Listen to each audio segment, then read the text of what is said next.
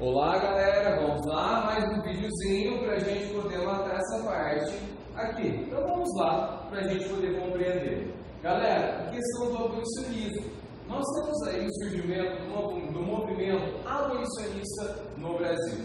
Esse movimento que surge através de intelectuais, homens brancos ali, alguns mulatos, a maioria brancos, que haviam estudado na Europa ou no Brasil e que tinha ali uma influência muito grande das ideias liberais, né? Entre todos esses homens brancos vai se destacar um homem negro, que é o Luiz Gama, que vai fazer uso da Lei Feijó de 1831, conforme eu havia dito a vocês no vídeo anterior, dentro das questões ali que ele utilizou para libertar algumas centenas de negros neste período aqui. Bom, nós tivemos aí o governo imperial optando por fazer uma abolição do Brasil de forma lenta e gradual, a partir de uma série de leis. Já o movimento abolicionista, ele defendia uma abolição rápida, objetiva, terminar a escravidão o mais rápido possível.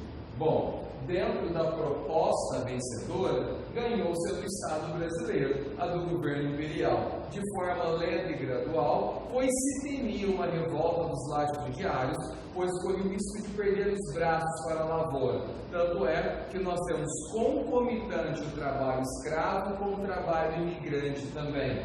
Nós temos aqui a lei do ventre livre. É uma lei que dizia que as crianças nascidas a partir de 1871 estariam todas libertas a partir de alguns critérios aqui. Se o dono do escravo quisesse libertar ele, teria todo o direito, poderia fazer isso e receberia uma indenização do governo. Senão, este trabalharia até os 18 anos de idade e naquela idade poderia ser liberto. A grande questão é que os fazendeiros naquela época costumavam corromper. E aí, dessa forma, avaliavam os escravos a partir da sua condição física. Se o menino fosse um pouquinho mais forte, mesmo nascido em 1871, o cara falava que ele nasceu em 1869, 70, para mantê-lo como escravo. Se fosse muito magrinho, colocava em 1871. Isso porque o registro das crianças eram feitos na igreja. Nós não tínhamos cartórios civis nessa época. Nós só temos cartórios de registro de imóveis. Por ter apenas cartório civil, a certidão de nascimento era o batistelo ali no Brasil. Então os caras agiam de sacanagem? Agiam, galera. Mas nós tivemos uma questão importante no Brasil: o dragão do mar. Quem que era o dragão do mar? O famoso Chico Matilde, um jangadeiro do Ceará que realizava o transporte de negros do Nordeste para a região Sudeste. Ele lidera um grupo de jangadeiros ali e eles decidem não mais fazer ali o transporte de negros. É uma revolta, um movimento que é tão forte ali no litoral cearense que em 1884 o Ceará é a primeira província do Brasil a realizar a abolição dos escravos. Ponto fundamental para vocês. Tivemos a lei do sexagenário que dizia ali que homens acima de 65 anos, ali, ou 60 anos, já estariam libertos. Galera, não tinha escravos nessa idade, porque a idade média do escravo nessa época era de no máximo 29, 30 e poucos anos, 35 anos. Eles morriam tudo dentro dessa margem de idade. Era muito difícil se chegar a ter um escravo que chegasse até aos 60 anos também. Um detalhe importante, que depois da Lei Eusébio de Queiroz, nós tivemos uma política de incentivo a relações ali de negros e negras para que se possam ter filhos e fazer uma reserva de negros ali, já que não tem mais o tráfico. Por isso, era muito comum os senhores, donos de fazendas, escolherem um negro que fosse forte e ali na ideia de transmitir as suas características físicas, esse cara era obrigado a ter relações sexuais com todas as mulheres negras, para que tivessem filhos como ele. Então ele passava a ser chamado de pai de todos aqueles que estavam ali. Não era uma situação que que muitas vezes o negro queria e nem a negra, pois basicamente eram obrigados a ter relações sexuais para que se possa ter ali uma reserva de mão de obra negra no Brasil.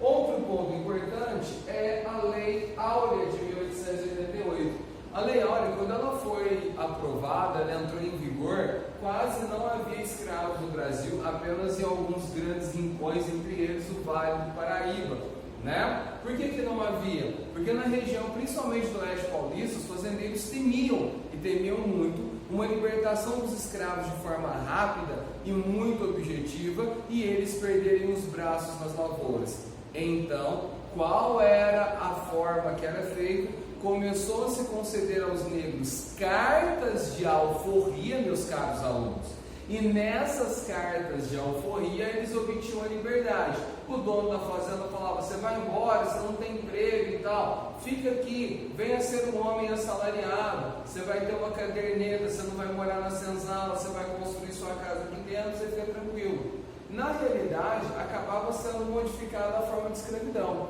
porque o cara pegava ali os objetos na caderneta sobre juros extremamente altos e continuava trabalhando sobre as péssimas condições de trabalho, sem ter o direito de sair da fazenda por sua vontade, enquanto ele não quitasse o que devia para a fazenda. A grande questão é que se colocava uma série de juros abusivos que impedia o cara de sair da fazenda. E aí é onde eu falo para vocês que esse negro ele fica também fechado naquele ambiente e me dá uma disfarçada, uma forma de escravidão ali contemporânea dentro dessa situação toda. Por outro lado, quando eu falo que os negros foram marginalizados, é que eu tenho aqui a sociedade e os negros foram colocados do lado de cá. Eles estão à margem da sociedade, eles não foram incorporados à sociedade brasileira. E aí você tem uma população excluída, periférica, em que você tem um conjunto de ideias no Brasil que parte do embranquecimento, numa ideia de eliminação ali geral. Por isso que o efeito da Lei Áurea no Brasil, apesar de ser satisfatório, ali ele tem uma importância reduzida, já que em muitos lugares já não se havia mais escravos, e acabou se contribuindo para essa marginalização. A Lei Áurea não contemplava ali a incorporação do negro na própria sociedade brasileira. Bom, partindo aí para a política externa, temos alguns pontos para abordar, entre eles a questão Christie, que vai de 1863 a 1865. Quem é Christie? O embaixador da Inglaterra no Brasil, William Christie. Aconteceu um fato bem interessante, dois fatos na realidade. Primeiro, um navio inglês que tinha destino a Montevidéu, no Uruguai, afundou no litoral do Rio Grande do Sul. A sua carga espalhou e chegou até o litoral. As pessoas do Rio Grande do Sul foram lá e pegaram a carga, pois, segundo o ditado, achado não é roubado, quem perdeu não tem cuidado.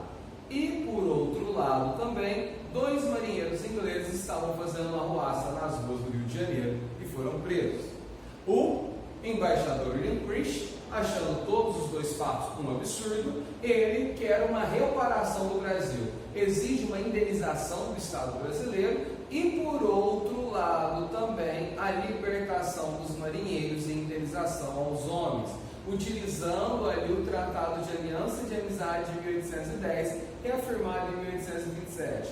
Tá lembrado? Nem vou falar, você já sabe qual é. Galera, presta atenção, o governo brasileiro ficou putíssimo na vida com toda essa situação e falou o seguinte: eu não tenho culpa se o seu navio afundou, e outra, eu não posso deixar os caras fazendo bagunça no meio da rua.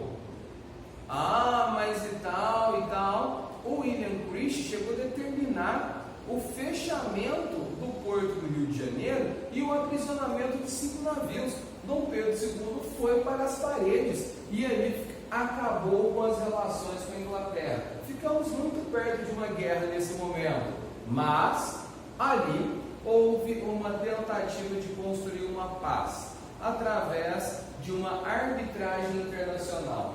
Alguém vai avaliar o caso entre Brasil e Inglaterra baseado na questão Christie e vai dar o veredito. Se o Brasil deve pagar a indenização ali, ou se a Inglaterra deve pagar a indenização ao Brasil, porque o Brasil também alega que foi ofendido.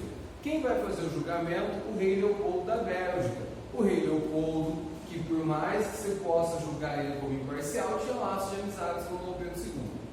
O rei Leopoldo demora 2 anos para avaliar toda a situação. Pressionado, Dom Pedro II, antes de sair o resultado, ele paga antecipadamente à Inglaterra a indenização que era cobrada. Quando o rei Leopoldo vai dar o veredito da situação, ele se posiciona favorável ao Brasil e ele diz que era a Inglaterra a ter que pedir desculpas ao Brasil e indenizar o Brasil nesse momento. Só que o Brasil já havia pago a Inglaterra e ele fica puto da vida. A rainha Vitória da Inglaterra responde a carta da seguinte forma. Preste atenção no que eu vou dizer para vocês agora, a resposta dela. Olha, eu não vou pagar a indenização ao Brasil não, porque o Brasil já me pagou antecipadamente. Então não faz sentido eu ter que pagar uma coisa 2 vezes. Devolver o dinheiro. O Brasil reconheceu ali, por que eu vou ter que pagar? Mas eu envio uma carta com pedido de desculpas verbais. Vergonha em Brasil. Segundo ponto, dentro da política internacional, foi a questão da igreja com relação à bula Silabus. A bula Silabus é uma bula que dizia o seguinte, que todos os membros da maçonaria deveriam ser expulsos da igreja católica. Dom Pedro II é maçom, assim como os homens que estão nesse governo. Mas por que surge essa bula na Itália, ali no Vaticano, e ela vem para o Brasil? Bom, nós temos que lembrar de uma coisa. Nós estamos passando pelo período das guerras de unificação italiana e alemã, e havia uma rivalidade entre esse processo de unificação, que é liderado pelo Conde Cavour e José de Garibaldi, na Península Itálica, contrário à Igreja Católica. A Igreja Católica vai usar diversos mecanismos para impedir essa unificação. Um desses foi a própria bula Silabus ali. Acontece que a bula Silabus ela é emitida no ano de 1864, expulsão dos membros da maçonaria. A gente precisa lembrar que no Brasil nós temos a oficialização do catolicismo e dentro da nossa Constituição um mecanismo que era o beneplácito padroado, que permitia à igreja ali dar um veredito sobre as leis construídas no Brasil para saber se elas não prejudicariam a própria estrutura da igreja católica, as ordens cristãs ali nesse momento. Então a igreja fazia isso com todas as leis? Todas as leis. A Igreja Católica nunca negou nada referente ao Brasil neste período aqui, quando estava em funcionamento. Porém, nesse próprio mecanismo do beneplácito padroado, todo documento papal que chegar ao Brasil requer a autorização do imperador. Acontece que o documento chega em 1864 e o Dom Pedro II não fala se pode ou se não pode fazer a expulsão. Fica lá em aberto. 2 bispos, um de Olinda e outro de Recife, começam a expulsar os membros da maçonaria. A situação virou um caos. Dom Pedro II mandou prender os bispos e falou que iria expulsar eles. A Igreja Católica, na sua cúpula, intervém na situação, vão debater com Dom Pedro II, os bispos são libertados, mas a Igreja deixa bem clara que não apoiava mais o governo de Dom Pedro II.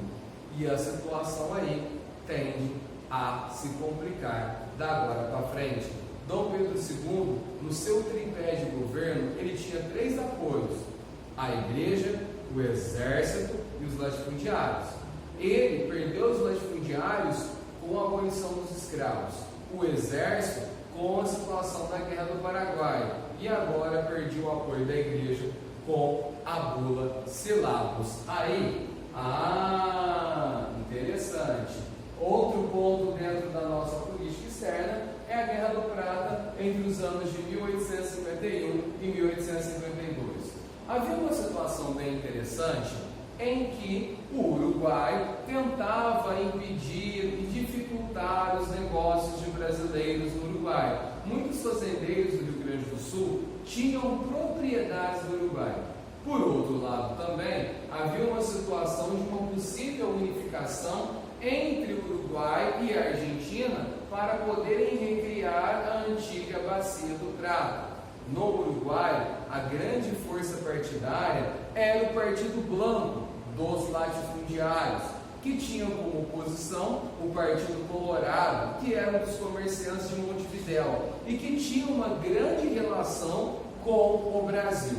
O que acontece nesse plano de possível reconstrução do vice-reino do Prata, na ideia ali que a Argentina também queria impedir que navios brasileiros navegassem pela Bacia do Prata, atingindo a região do Mato Grosso, a situação fica um pouco complicada, de tal ponto que as ameaças e os pontos começam a se tornar tão complicados que o Brasil, em 1851, invade ali o Uruguai, retira o seu presidente e coloca outro de seu apoio.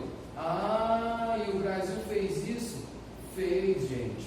Foi lá, tirou o presidente do Partido Blanco, colocou o presidente do Partido Colorado, que tinha laços com o Brasil. E depois as tropas brasileiras saíram também, foram na Argentina, retiraram o presidente da época, que era o Juan Manuel Rosas, e colocou um que apoiava o Brasil, que era o José Urquiza.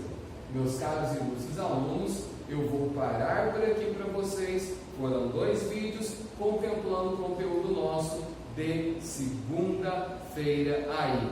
Até a nossa próxima aula, que será na quarta-feira. Um beijo a todos e presencialmente.